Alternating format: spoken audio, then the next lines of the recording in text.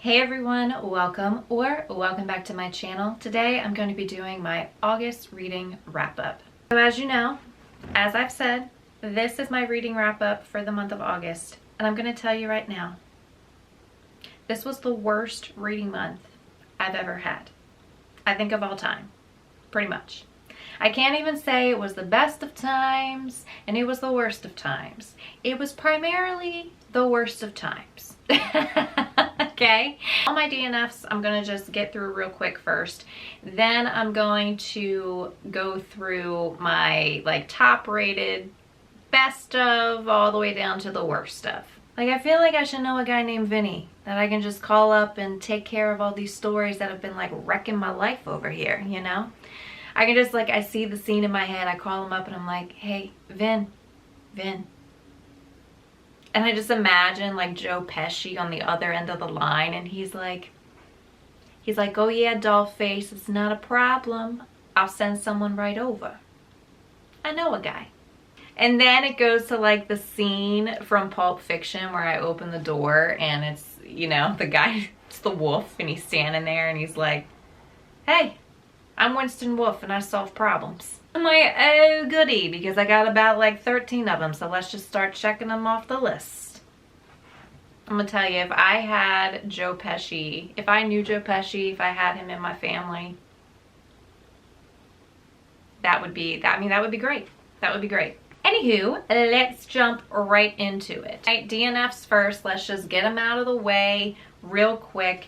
First up, The Book That Wouldn't Burn by Mark Lawrence. This was a disappointment because this was one of my anticipated releases because the premise was just so intriguing to me. You know, a magical library, and it's a magical, dangerous library.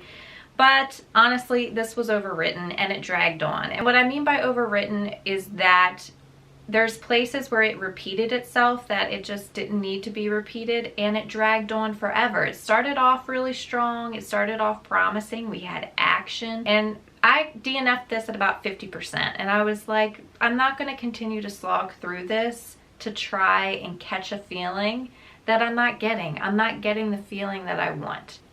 Meh. Next up would be Renegades by Marissa Meyer. Now, Marissa Meyer, I will say, is one of my favorite authors because she has written Heartless, which is one of my favorite books of all time, and one of my favorite YA series is the Lunar Chronicles. So because she has written just some of my favorites, I will call her one of my favorite authors. However, this one just fell short for me simply because of the storyline. I'm not really big into a superhero storyline that lasts a whole series, that will last an entire novel.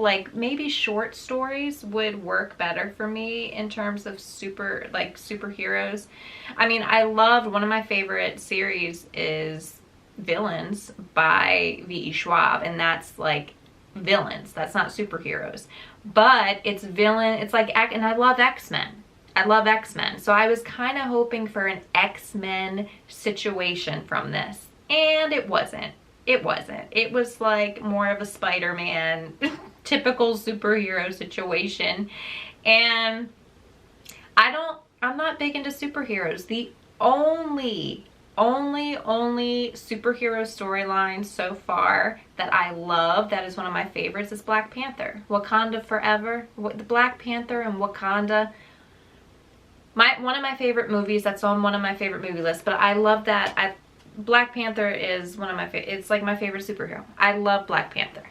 This did not work for me. However, I would recommend this to anyone who loves superheroes. I think that this would really be up your alley. It just wasn't for me.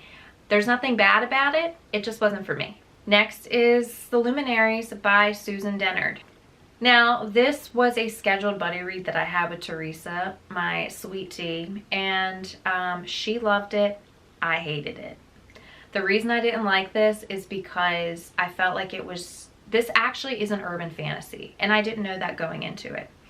Now, sometimes with urban fantasies, it's just not really my cup of tea unless it's written a certain way, and I felt like this just wasn't written in a way that worked for me considering it was an urban fantasy. Meaning that it was trying too hard to incorporate the things of this world and the fantasy world.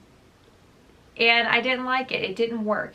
It just didn't. It wasn't cohesive. It didn't mesh. I love YA, but I like the older side of YA, like borderline new adult. And this was like teenage drama, more leaning like the teenage conversing was more on the younger side as well.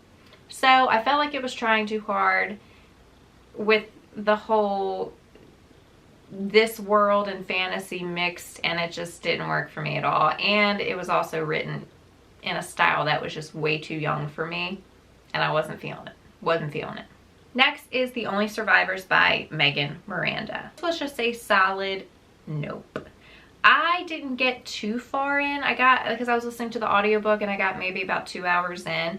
And because this is a story about trauma. It's a group of people that are like, they're meshed together simply because of a traumatic event that happened when they were teenagers. And I was like, and it's different points of views, and we have a full cast, and I was like, maybe it was just very emotionless. One of our characters was emotional. I was just like, okay, maybe this is because of the trauma. And then it would jump to other characters, different narrators, and I was like, no, this is the writing.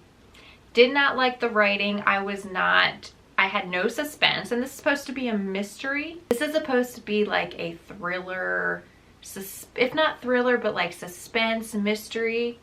I had no suspense. I was not attached to anyone. I had no thrill or suspense factor, excitement at all. Solid pass. Next is The Bookwoman of Troublesome Creek by Kim Richardson.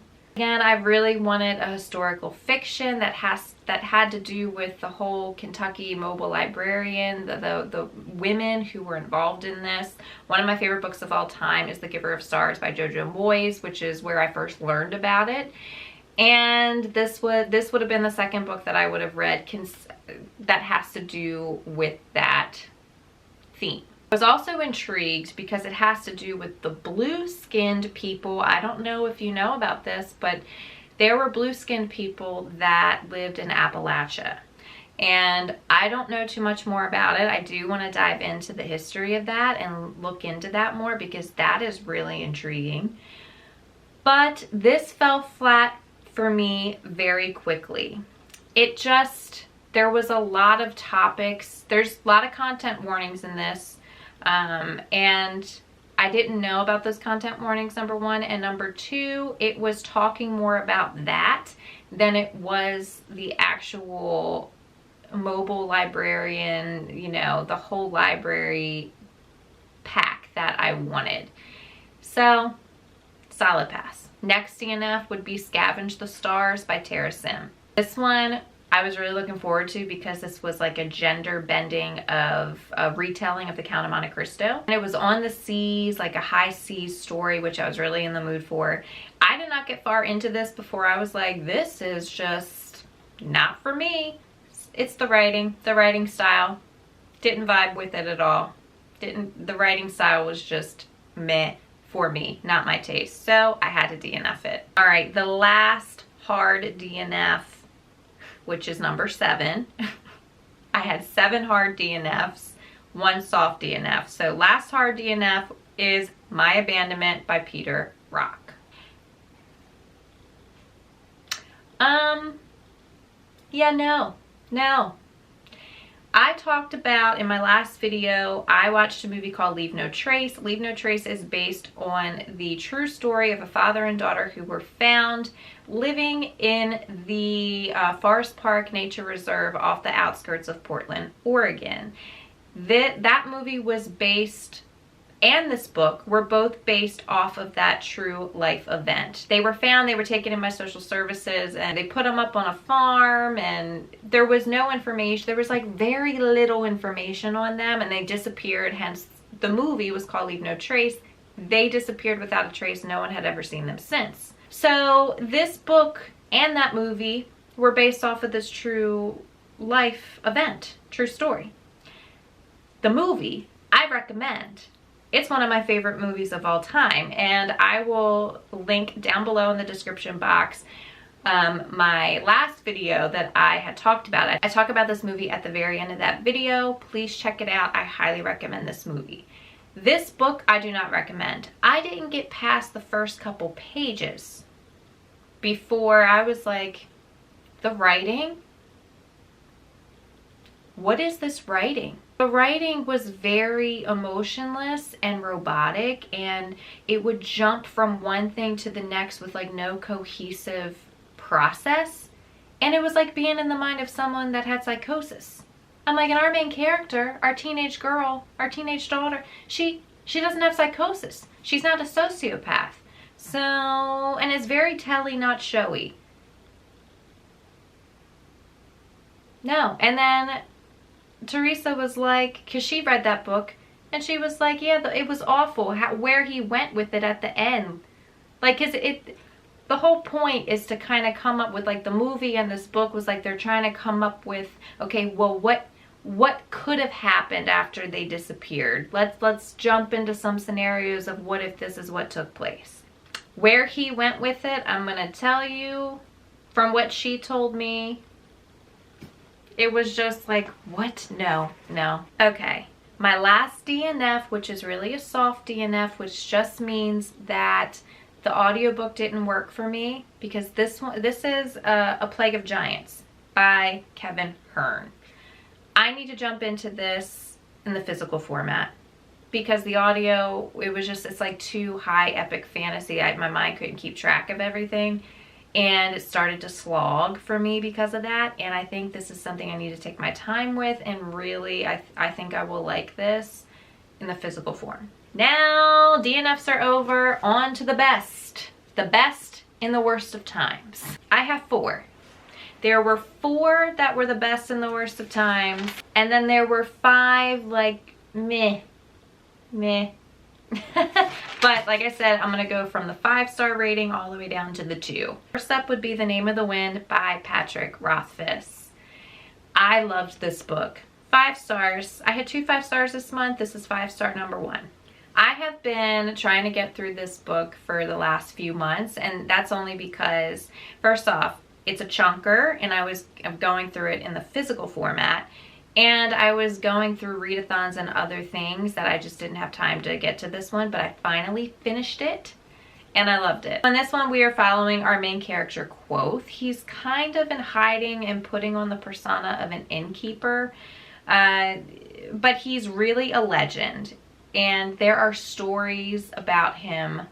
Everyone knows about him. And of course, it's like the game of telephone. Everybody has different stories about him and his legend. Like legendary stories, but they all have different outcomes. So then, you know, he's an innkeeper. No one knows who he is. He's pretending to be like someone he's not. And then a chronicler, which is really a someone who writes down stories of people's lives. He has this, I'm like, magical ability maybe. Like he has a really, like a chronicler has a gift of writing stories. He finds him there, and Quoth decides to start telling his story and have it written down to this guy.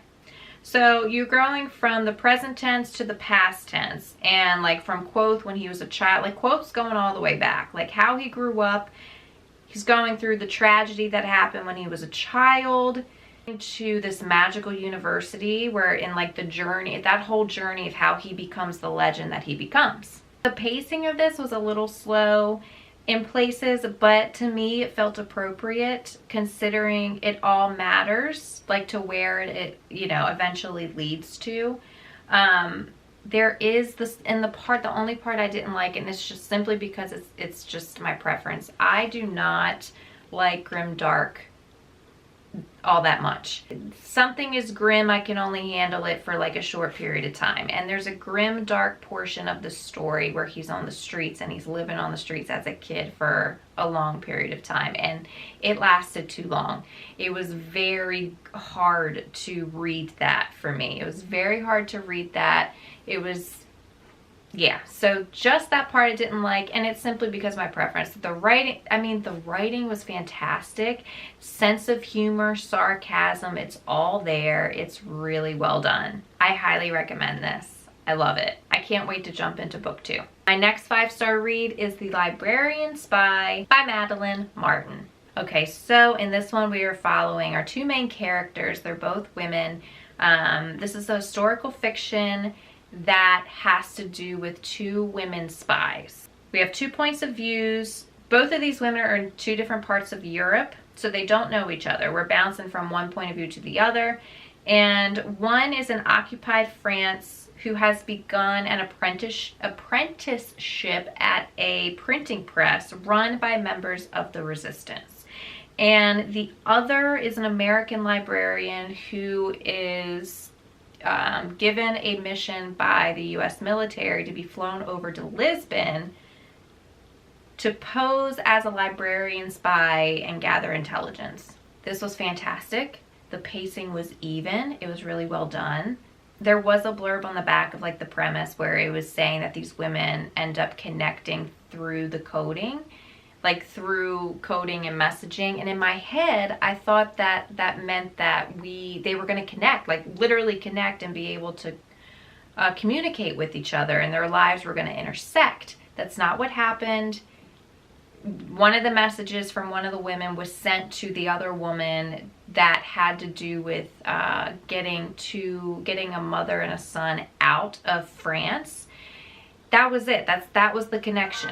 I wish they actually would have connected and their lives would have intertwined and they would have formed this bond through this time period of just, but that didn't happen. That wasn't what it was. But that's my only gripe. That's my only gripe about this.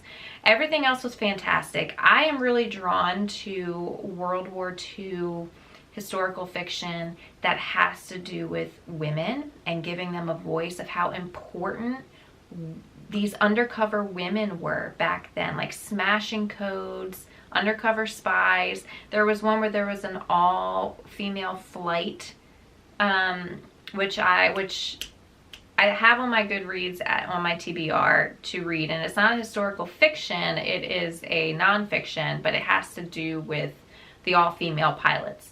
And I'm just drawn to it. I love reading about these women and their stories. This one delivered. It really did deliver. It was a really quick read too, so if you are into that, I highly recommend this one as your next historical fiction pick. All right, on to the 4 stars. This is I Found You by Lisa Jewell. Lisa Jewell writes dysfunctional families and relationships really well. And she's able to incorporate it into a mystery that is very engaging. Now, I'm not going to say for me personally, because I know there are some people who really love Lisa Jewell and they will get on that Lisa Jewell train and, she's really hyped. For me personally, because I'm not big into domestic thrillers and mysteries, I'm not going to say she's the best.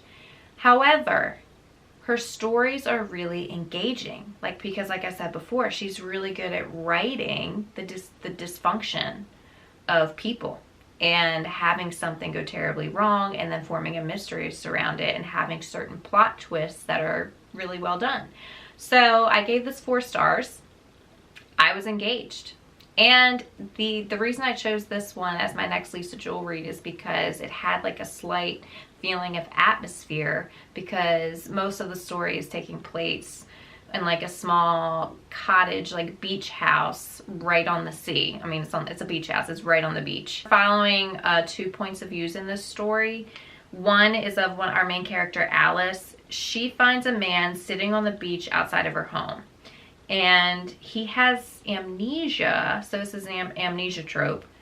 And it seems like, I can't say more without spoiling, but she invites him in, okay? Like, she invites him to stay in like the little guest house out back that she has, that she tends to rent out, kind of like an Airbnb type situation. So she invites him to stay in there and, to help him sort out what has happened. Our next point of view is from a young woman named Lily. Lily has been married for a couple weeks, and then all of a sudden her husband doesn't come home. Her husband has now disappeared. When she goes to the police look into his like identification, his passport, and they tell her that the name on his identification, that man doesn't exist. So, everything goes from there. Now, like I said, the atmosphere was really good. Had that sense of atmosphere that really just I liked personally. So we're going from the present to the past tense when memories are being recalled. And there are some kind of content warnings in this, trigger warnings. Lisa Jewell tends to write dark mysteries. From what I've read so far, there's always a dark element. So if you're going to try out Lisa Jewell, just know that there's dark things, there's content warnings. Just be aware of that. But all in all, this was really good. I liked it. 4 stars. The next 4-star read was Stay Awake by Megan Golden. This is a suspense mystery, quick, fast-paced action. You know, you could feel the suspense. It was really, I really liked this. Action-driven. Like I said, fast-paced, action-driven. Has the amnesia fugue state trope. Now, the fugue, I learned what a fugue state was. It's a type of amnesia that lasts for, you know what, I can't even say a short period of time because it could last. There is no like explanation of how long it could last, but it typically happens just out of the blue, all of a sudden, from a traumatic event or a triggering of a traumatic event that had happened in the past. So it doesn't have to necessarily be a traumatic event that has just happened and will send you into a fugue state, but it could be something, it could be an event that happened in the past and then something recently has triggered it, and you forget everything. The woman is like living. This fugue state was very interesting. She could not remember anything in the present time. Like, she was living every day like Groundhog's Day. Like, Groundhog's Day 2 years in the past. That's where she was living in her mind. Like, Liv Reese wakes up in the back of a taxi with no idea where she is or how she got there. When she's dropped off at the door of her brownstone, a stranger who now lives in her apartment and forces her out in the cold. She reaches for her phone to call for help, only to discover it's missing, and in its place is a blood-stained knife. That's when she sees that her hands are covered in black pen, scribbled messages like graffiti on her skin that say, "Stay awake." My only gripe about this was that I did not like who the culprit ended up being, the whole outcome and ending, and it was just, I didn't agree with it, which is why I did not give it 5 stars. Yeah, I couldn't get on with it. 4 stars for this one. Still really enjoyed it. Such a good read. I highly recommend it. Now we're going into the 3-star reads, which leads to The Ancestor by Danielle Trussoni. This, you know, was just meh, okay. I mean, it was okay. I loved the beginning. Which I feel like is like the story of my life for the month of August. The beginning was good in nearly everything. And then it just went downhill for most things. But like I said, the beginning of this was, the build-up was really good. It was atmospheric. This is actually a sci-fi kind of suspense, but the sci-fi elements are in the second half of the book. The first half is more like build-up of mystery. Basically, a young woman is, you know, she's mailed a letter stating that she's received a noble inheritance from her family that she didn't know about in Italy, castle included. So she goes there, she goes to Italy, and she starts learning about her ancestry that was kept quiet. And things start to unravel about her family genetics and secrets of her like lineage and just like ancestry. She becomes isolated in this castle in the Italian Alps. You know, it's snowing, so you have that type of atmosphere. You have that trapped, isolated type situation happening. This was just meh for me because I wanted something else in terms of the sci-fi mystery element. I didn't like the direction that the author took it in. In my head, I was like, oh, this is definitely where it should go. It didn't go there, and I did not like the second half of the book at all, really. I was like, yeah, it's just okay. It's just okay. I have 4 more books to talk about. All of them are 2 stars. Just 2. So the next book that is a 2-star rating is Heartbroken by Lisa Unger. Yeah, all I'm going to say about this one is that the premise was not at all portraying what actually happened in this book. Not like the storyline and what the story actually was. I felt very misled. I read the Goodreads premise and it was implying one thing, and then the actual story was something completely different. That's it. Next 2 stars would be Crown of Feathers by Nikki Pareto. Okay, this started off strong. Okay, I was like, yeah, we got Phoenix Riders. I was like, I want to have a story of Phoenix Riders. Why would you not? Why would you not? There's no other story that I know of that has Phoenix Riders. So I was really excited about this. I had issues. Clearly, 2 stars, I had issues. Strong first half, it started tanking after. And the reason is because the writing style was very telly, not showy. It also was missing a huge element that would have made the story. And that is the point of view of the Phoenix. In a lot of our dragon stories, we always get the point of view of our dragons. And going into the mind and perspective of our dragons and having a relationship between our main character and our dragons. That did not happen in this. There was 0 relationship building between the Phoenixes and their riders. And there's no perspective. There's no real connection. As a reader, you don't get connected to the riders and their Phoenixes. And that was a huge problem for me. Third reason why it fell short was because it's heavy on the politics. And I'm not a big political fantasy reader. I like more fantasy, and you know, politics has to be like secondary. This is more heavy on politics.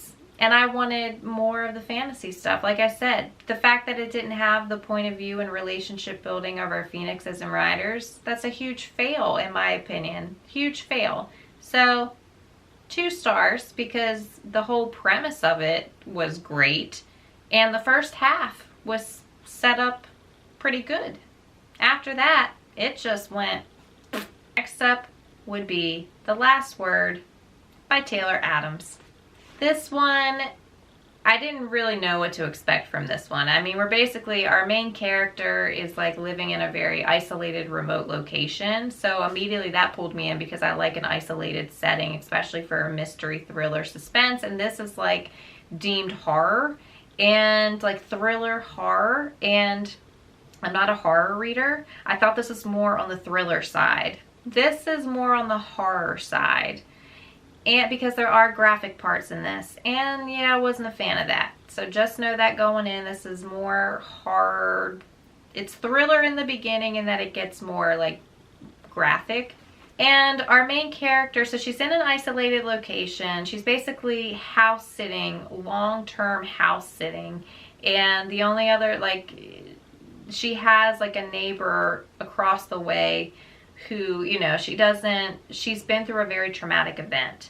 And she doesn't talk to anybody. She's, you know, contemplating suicide. And, you know, it's just her and her dog. And there's a neighbor that, you know, she only communicates with via a whiteboard through a window. And they usually play like games. They don't really like have any deep conversations at all. She's a reader. She's reading. She writes a 1-star review of a horror book that she just read. After she posts her 1-star review, the author comments back and they basically get into it back and forth. Now, after that happens, strange things start happening, you know, at night, around her.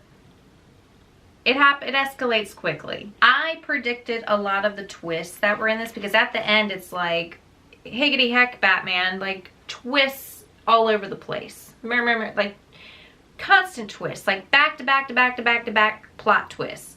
Like too many. You're getting whiplash. I predicted and saw everything coming except 2. And one of them was just like thrown in there. It didn't really have it had significance, but it wasn't like, it was just like, oh, okay, well, that makes sense. The second plot twist didn't make, the very last one, at the very, very end, the very last one, made 0 sense to me at all. It made no sense at all for even a possibility of it to even have happened. Like, it was like, you have to suspend your belief. There's no explanation to how that would even be possible, and you don't really understand the motivations behind how this would have happened either. That's it. Pass. The last one, the very last one, is The Skin by J.E. Hannaford. This was a huge disappointment for me. I was really looking forward to this because this was my first Selkie story. And you know, if you watch my videos, I've talked about this a couple times, like how I was anticipating this one because of never reading a Selkie story before and just learning about that mythology and that folklore. First off, I'm gonna say that I thought this was YA, which isn't a big deal that it wasn't, but for whatever reason, I kept thinking and saying that it was YA. This is not YA, just so you know. This is not YA at all. We're flipping in between 2 points of views between 2 Selkies as well. And that was confusing. I was like, okay, I'm confused. Like, it's hard to keep track of that. And it included other creatures and other like mythological lore, which I didn't like. You know, like I didn't like. And our Selkies have like glamour ability as well, which is like a fae thing. I'm like, what, why? It was overload. It was just too much. It was very busy trying to cram down all this mythological lore into a story, and it just wasn't needed. Like, I wanted just a concentrated Selkie story, and I didn't get that. I had no attachment. Because it was so overloaded and busy, I wasn't able to have any attachment to the characters and what was going on with them, and I didn't care. I just didn't care. But if you are someone who likes a whole bunch of mythological lore and creatures and you don't mind all of that busyness, then I think you would really like this. But as for me, like, it was just too much, and it wasn't concentrated enough, and I wasn't attached. I just wasn't. Okay, so all in all, I had, let's see, 8 DNFs total, one of them being a soft DNF, and I read a total of 9 books, one of them being physical, which was The Name of the Wind, and the other 8 was all on audio. I said this was not the best reading month. I am thankful that I had at least 1 5-star. I had 2 5-stars, so I was really thankful for that. You know, it was just the fact that I had so many DNFs and I had so many low star reads that it was just like, oh my gosh, slumpy. I was slumping a lot. I need a win. I need more wins. That is it for this wrap up. Comment down below what you thought. I am very curious on my DNFs, on my 5-star reads, on the books. Have you read any of the books that were just like meh?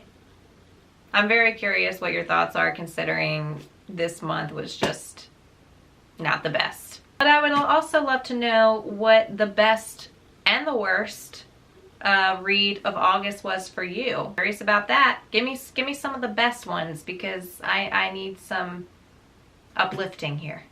If you like this video, give me that thumbs up, and don't forget to smash that subscribe button so you can enjoy all of my upcoming bookish content.